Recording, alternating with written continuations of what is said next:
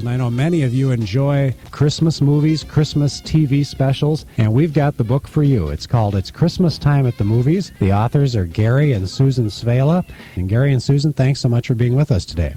Oh, thank you, but we're hearing some news in our ears. Oh, you are? Okay. We're hearing sports. You're hearing news and sports. Well, now you're going to hear me, and in a little bit we're going to hear our callers. All right. We're going to be asking the callers to call in just a little bit and tell us about their favorite Christmas movie. But you two actually publish a movie monster magazine. Isn't that right? That is correct. And how did you get from publishing a movie monster magazine to doing a book on Christmas movies? Well, it's very, very easy. It's sort of like horror films are really various fantasies that people have, fears and things like this. And, of course, there isn't really that much of a job or that much of a jump from straight horror to fantasy. And most of our, Christmas movies do have that magical element or mystical element. And so it's kind of a stretch, but it's not that radical a stretch. I was kind of fascinated. Explanation. Now, my explanation. Oh, you have your own explanation. Okay. Yeah. Is we do horror books all the time, and I'm so sick of reading them. I wanted to read something I wanted to read. Variety. Yeah, I got the sense here that Susan really enjoyed doing this, that she was kind of tired of the same old movie monster stuff. Right?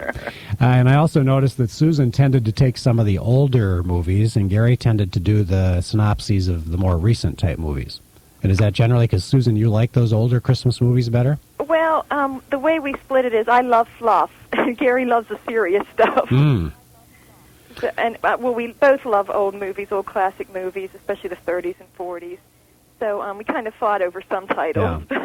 Yeah, right, because I like a lot of the older classic films, too, but Sue wasn't that curious in a lot of the more modern ones. Some she was, but a lot of the peripheral, like the Die Hard films, would be more of like my speed than hers. Well, let's start out talking about the more modern ones, because I was surprised to see some of them in there. Of course, we know a movie like Nightmare Before Christmas by Tim Burton. Well, we all know that's a Christmas movie. But you mentioned you got quite a few pages on the Die Hard films, which are set at Christmas time, but they're not specifically Christmas movies. So talk about how you include that in the book. Well, again, it was very, very hard because many times we were debating should this film be included or not, but we really felt that if the holiday played sort of a pivotal part in the movie's plot, like in the Die Hard film, he's trying to get home for the holidays. It's kind of like a getting back together. His wife and him are kind of estranged, and the holidays are kind of bringing them together. So we felt it played a very kind of key part. And do you find a meaningful message in the Die Hard movies? Oh, the meaningful message? Really, no, of course not. They're action-adventure films. Good, I'm glad to hear you say that. But I felt they still should have been included because a lot of times people forget, and they've written and said, I really forgot that they really had a Christmas setting, and it's kind of like reminding. But see, that's when I look back at the good old Christmas movies, especially those from the 40s, like It's a Wonderful Life or Miracle on 34th Street, they had strong messages in those movies. And the ones that they've made the past decade or so, I don't know, there's just not much of a message there. Or if it is, it's so wimpy that it's not a strong message. I think so many film producers and television producers today are afraid to put any kind of sentiment in their films because then the critics will label them schmaltzy and sugary, which is what I love. I'm like, give me the sugar, Yeah. And you're right, because, again, when we have films like Jingle All the Way, it's kind of like, it's just comical, it's just fun, it's just... but there's no great message behind it, and I think Sue was like 100% right because people don't want their movies to be labeled as old-fashioned or schmaltzy and things like this. I think that Hollywood's afraid to do those classic films with those great, wonderful messages again. Gary and Susan, let's go back to some of the classics. Who do you think was the best Santa Claus? You have a whole chapter on Santa Claus. Who was the best Santa Claus?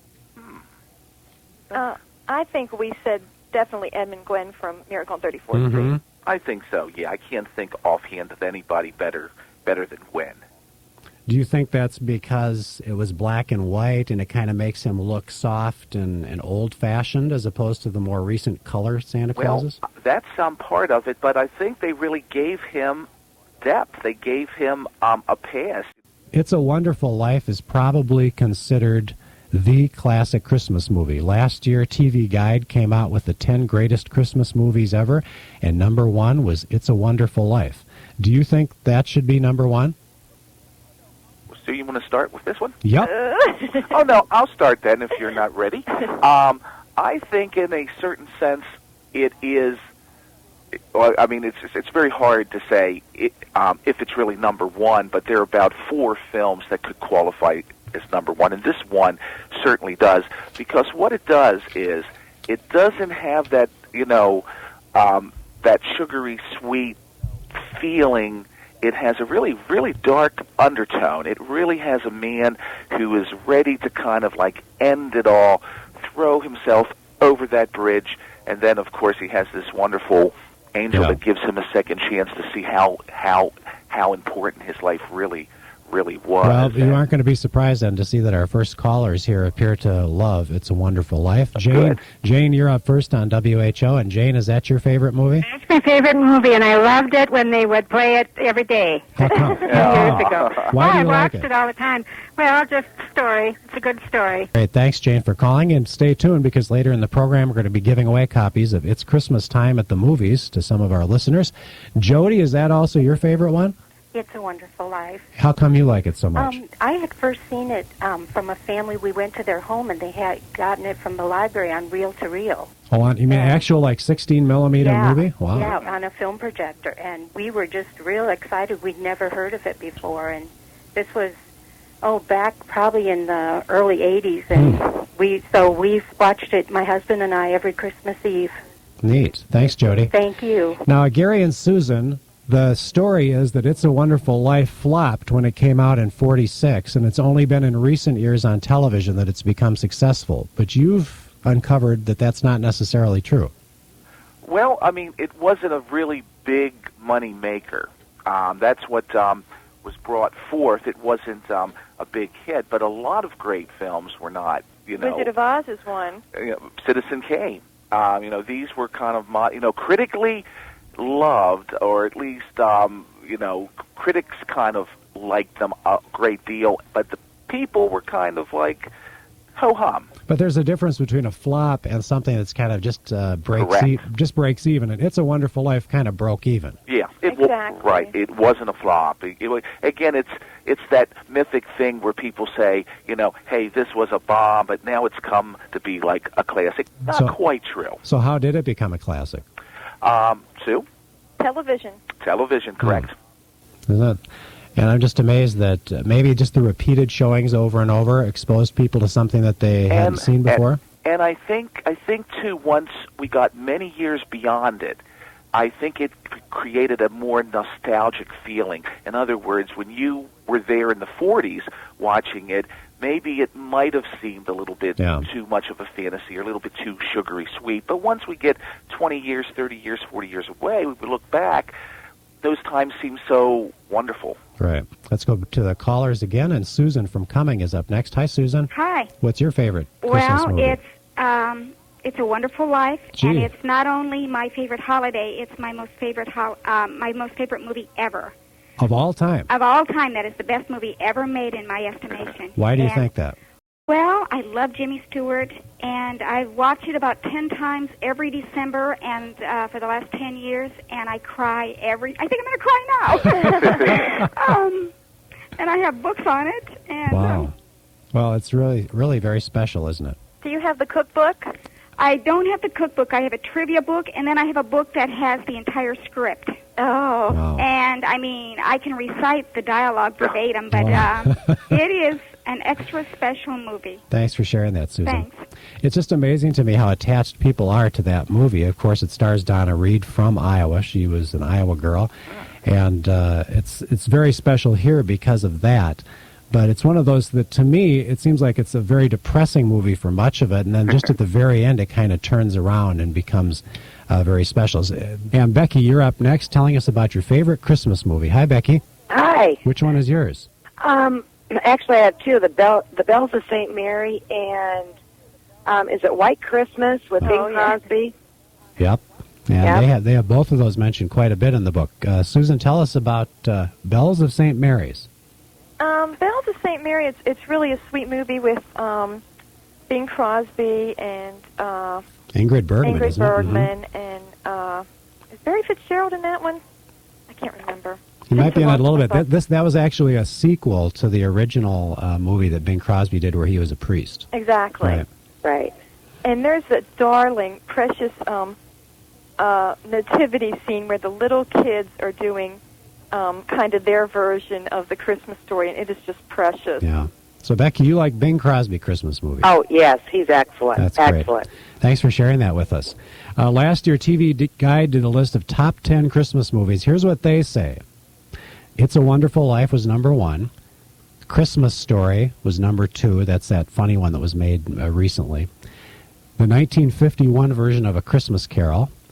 White Christmas with Bing Crosby. Miracle on 34th Street. Meet Me in St. Louis. The Lemon Drop Kid. That was an old Bob Hope movie. Nightmare Before Christmas. Bells of St. Mary's. And The Muppet Christmas Carol. We have a couple, most of them on that list that we have to watch every Christmas, but Meet Me in St. Louis and A Christmas Story. I mean, it's an excellent list. I would have to argue with the Muppets, but yes, The Muppets doesn't belong there. That's a bad movie. But White Christmas is my all-time very, very you like favorite. White Christmas too. Now, what about the controversy over White Christmas versus Holiday Inn? I mean, essentially a remake, right? That's what they say, but I disagree with it when I write up the chapter because I just, except for they used a lot of the same production team and a lot of the same cast, and of course it was Irving Berlin songs again. But I just feel it's a totally different movie. Mm-hmm. And which one do you like better, White Christmas? White Christmas, because I love the sugar and syrup, and my dad was in Korea, so he was always like this hero. When they do the war stuff, I just cry the whole time. Our guests are Gary and Susan Svehla, the authors of It's Christmas Time at the Movies, and Letty, you're up next. Hi, Letty. Go ahead. Yes, I laid the phone down. Okay, tell us. You were listening to WHO, weren't you? Oh, you betcha. Tell us about your favorite Christmas movie. Miracle on 34th Street. Oh, that's my favorite. Why do you like it so much? Well, it had a two storyline, the mother and the little girl, and then the old man, Santa Claus. Mm-hmm.